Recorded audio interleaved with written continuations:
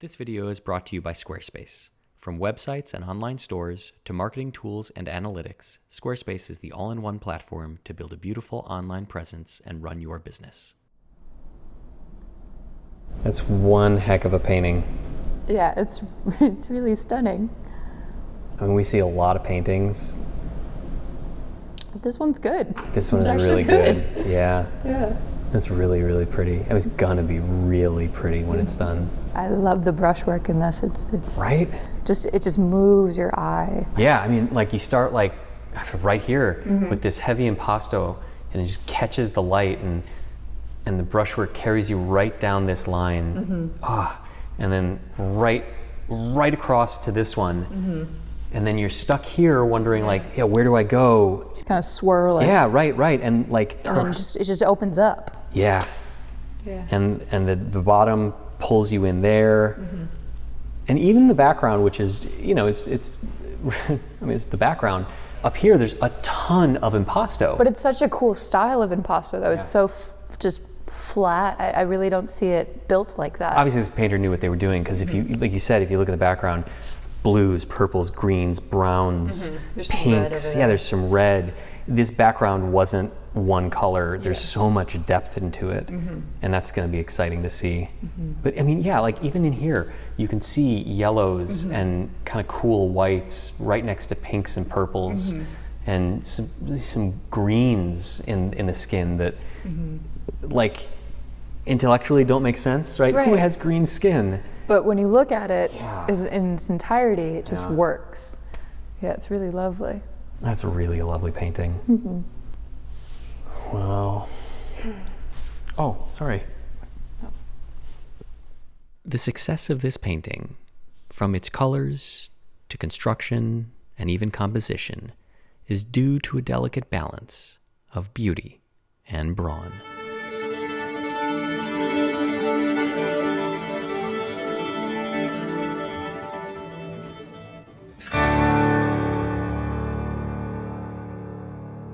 But it's not perfect. No, I mean I don't know what's happening with that shoulder over there. I mean, and her neck is way too long. I mean, she's probably breaking it. And her arms are not quite. The shadow's not quite correct on that forearm. Yeah. I mean, her hands are a little bit off. Yeah, they're a little stiff, a little clunky. She's a dancer, though. Yeah, she's a dancer. It's very like. Yeah. I can't make that pose, but dancers can.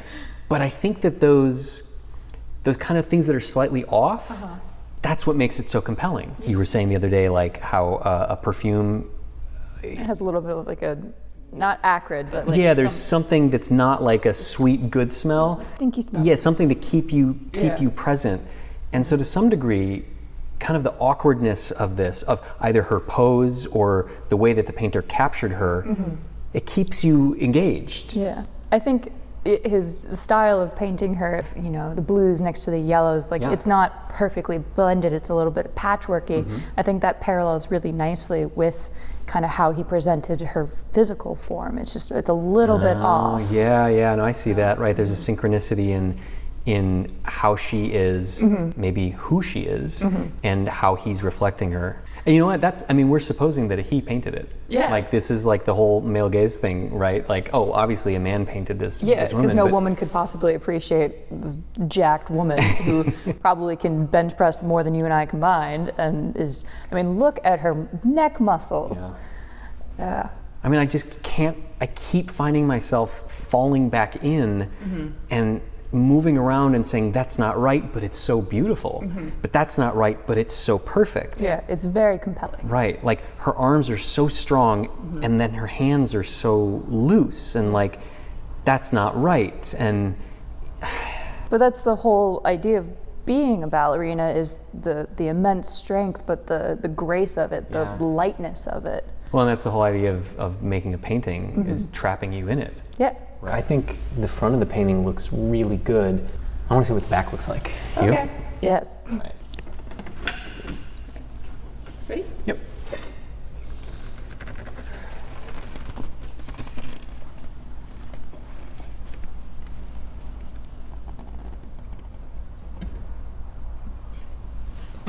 Oh, goody.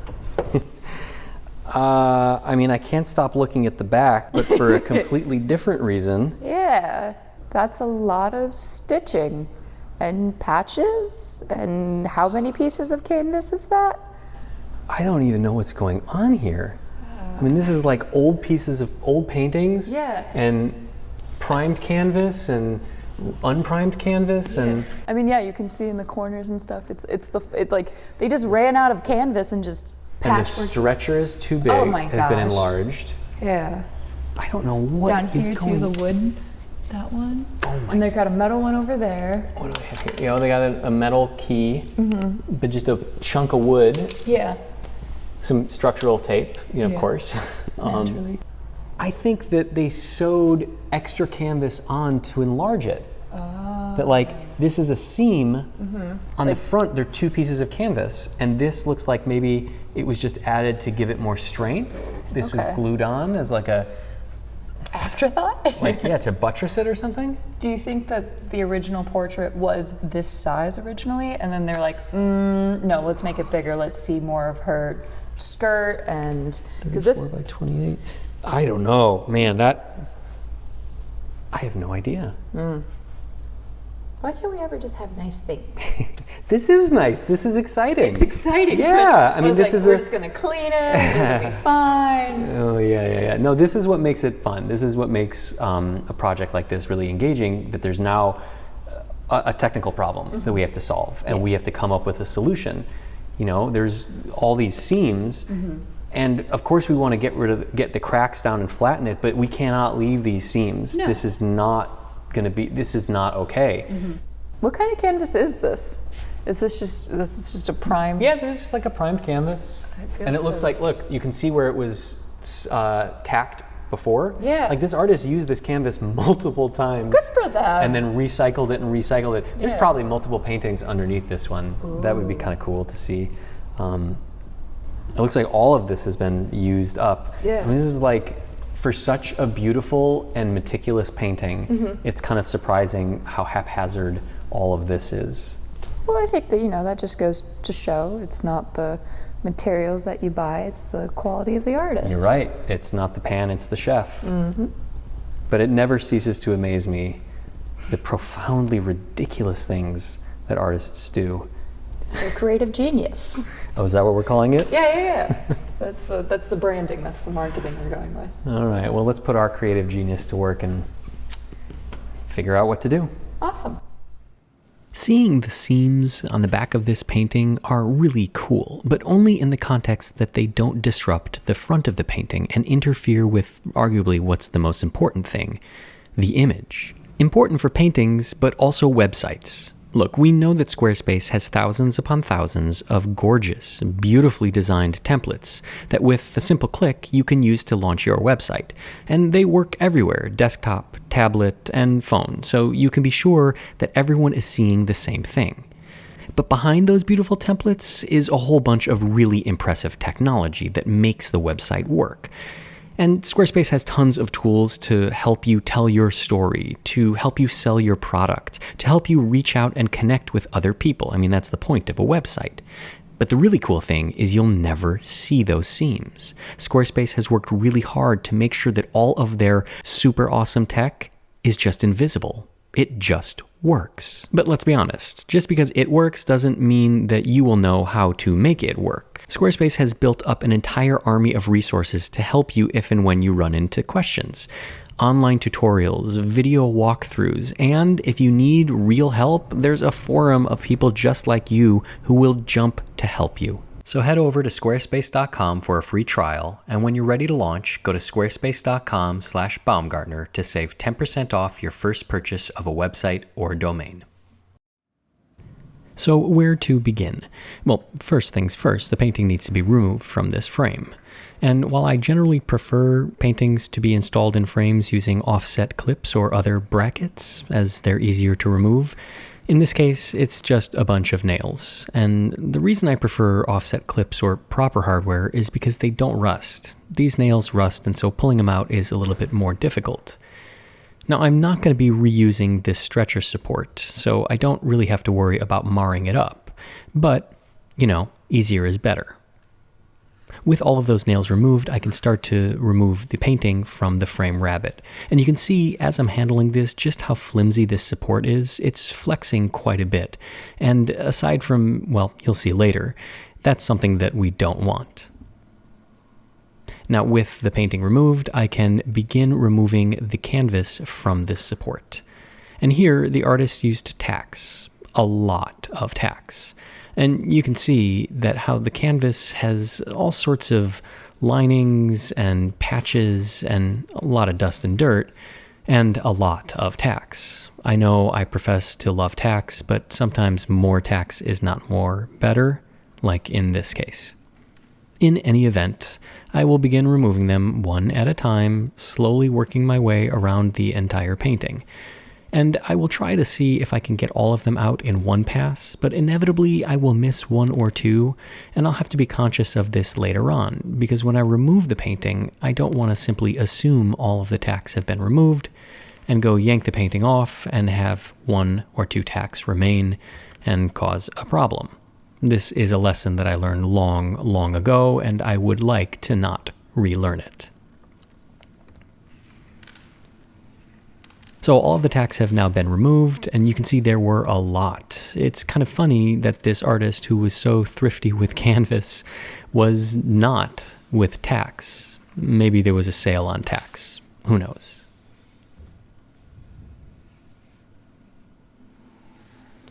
And now I'm going to flip the painting over so I can keep it face down when I remove the support.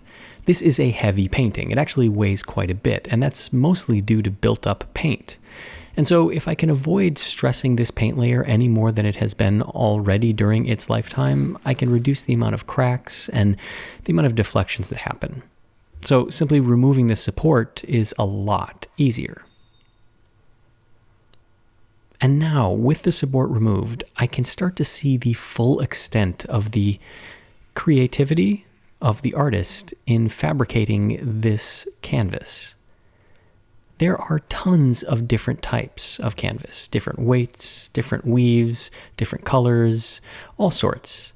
They're all stitched together, and in some spots, there are pieces just glued directly on. And those need to come off for several reasons. First and foremost, they're not really well adhered, so they're not providing much support. You can see I'm peeling it back with relative ease here. That indicates that either there wasn't enough adhesive or whatever adhesive was there has since failed, rendering this patch or reinforcement, well, useless. Now in some spots it is a little tougher, but I still need to remove this. I want to get down to the actual canvas that the artist painted on so that I can see if I need to do any further reinforcements, and if so, well, figure out what I'm going to need to do about that. So just peeling it back is the name of the game. There is no fancy tool that can do this. There's no quick procedure. It's just a lot of handiwork and peeling back this canvas from the original.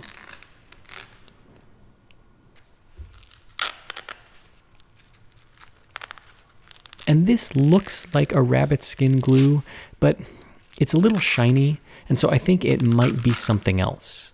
Generally, the rabbit skin glue of this age deteriorates and it becomes kind of chalky and dusty, really brittle. This is brittle, but it's not really dusty, so it doesn't appear to have decomposed the same way that a natural glue usually does.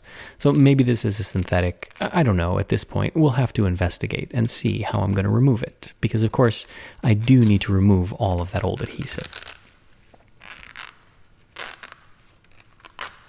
I had thought about using a solvent or water or something to soften the adhesive through the canvas, but I generally try to avoid that unless I absolutely need to employ that approach, because then I'm exposing the canvas to either moisture or solvent, and I'd like to reduce that as much as possible. In some areas, I do need to employ a scalpel to remove some of the canvas. It's really old and brittle, and when I pull it, it just kind of disintegrates.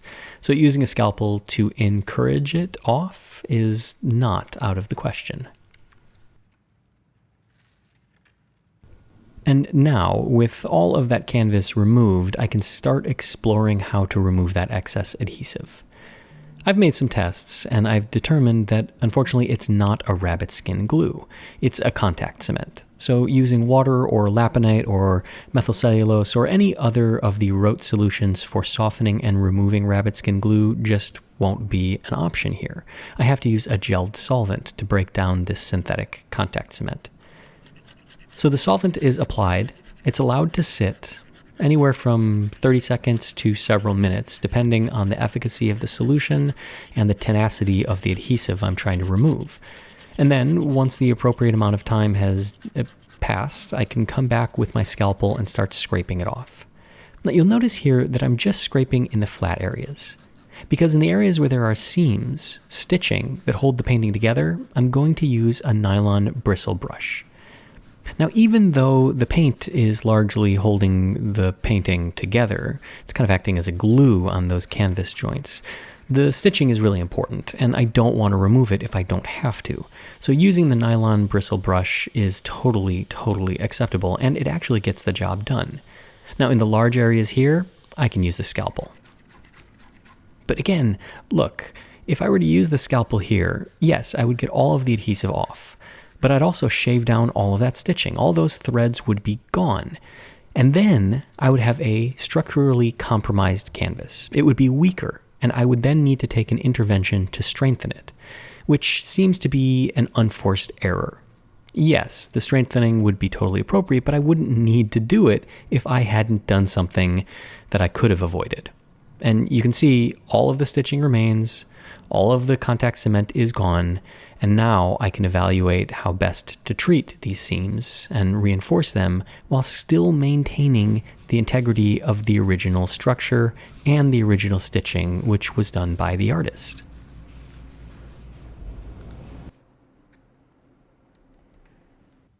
Unfortunately, this is one of those processes in conservation that just requires a lot of time, and sometimes this work can be handed off to an assistant. Speaking of which, where is Kit? And why isn't she doing this? Well, Kit's busy doing other things, and this is something that's a little bit more complicated, which is why I'm handling it. Certainly, over time, Kit will learn how to handle some of these areas that are a little less than predictable, but for now, it's something that I need to take care of myself. And once I'm done scraping all of that adhesive off, I can clean off the back of this painting and just remove the dust and debris, because the next step takes place at the hot table, and I need to have this painting clean. Now, to transfer this painting, I could simply lift it up, but because it is so heavy, there is so much paint on it, I don't want to run the risk of cracking the paint layer any more than it's already cracked, or having any of the canvas tear from the weight of the painting. So I'm sliding a piece of acid-free foam core underneath the painting, which will give it a little bit of rigidity as I lift it up and transfer it into the back of the studio. I still have to be careful how I handle it, but just that added rigidity from the foam core makes moving it really easy. And I'm going to transfer it over to 2 pieces of acid-free blotter paper that have been taped together. And I'm going to mark the size of the painting because I need to cut these blotter papers down. They're a little too big right now, and I don't need all of that excess material. I want them to fit the painting just. I don't want them too big, but I don't want them too small. So once I've cut them, I can now remove them from the painting. I'll leave the painting there for a minute, and I'll transfer these blotter papers over to the side table, where I'm going to do something that seems odd. I'm going to wet them. A lot. In fact, I'm going to saturate these blotters. I want them to be almost like a sponge. Using my sprayer and water, I'm going to cover these blotter papers with water. The blotter papers are designed to absorb water, so this is nothing that will compromise their structural integrity or my ability to use them. In fact, it is key to the next step. You see, this painting has a ton of impasto on the front, and I would love to do a treatment on the hot table with the paint layer up, but we have those seams. And so if I do the treatment with the paint layer up, the seams will transfer to the face of the painting, and that will be a disaster. But if I do the treatment paint layer down, well, all of that impasto is going to get crushed and be pressed backwards, which will also be a disaster. So, when left with certain doom, find a new solution. And here, with the blotter paper all wet and swollen and soft, I've placed a piece of PET film on the surface to protect the painting and the blotter paper from each other. I'll smooth it out, lay it down on the hot table, and then, once I'm confident that it's all smooth, I will transfer the painting face down onto that blotter paper that's covered with film.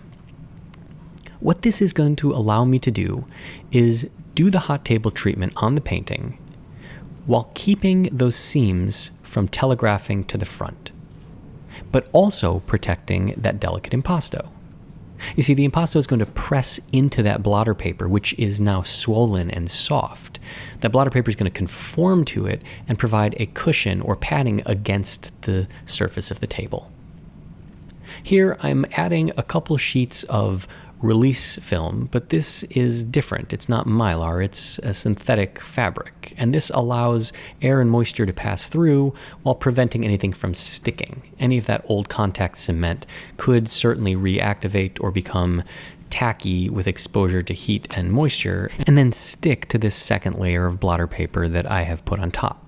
The second layer of blotter paper is dry, and that's going to absorb any ambient moisture that comes through the first blotter paper or that's held by the canvas from being in my studio and absorbing the relative humidity. The webbing goes around the whole assembly. It gets covered with another sheet of PET film. The through bag connectors go under so that I can extract the air. I tape it down in multiple spots. Then I tape it down again to create an airtight envelope, and once that's all done, all of the sides taped down, and I'm confident that I have a good seal, I'll put the through bag connectors in, attach the hoses, and then I will turn on the vacuum pump and extract all of that air. The vacuum pump will suck out all of that air and allow it to be a nice, tight, compact compression on the entire painting, which is absolutely critical. Now, sometimes a little hole will appear and I need to check it and put a little bit more tape on to seal it up, but that's not a big deal. So once I have extracted all of the air, the heat can go on and the treatment can begin. The treatment takes a few hours, and once it's done, I'll remove all of that material. And again, I'll employ the acid-free foam core underneath the painting surface and slide the painting onto it. The PET film comes with, which is not a problem, and I'll transfer it over to the table where I will put it under weight.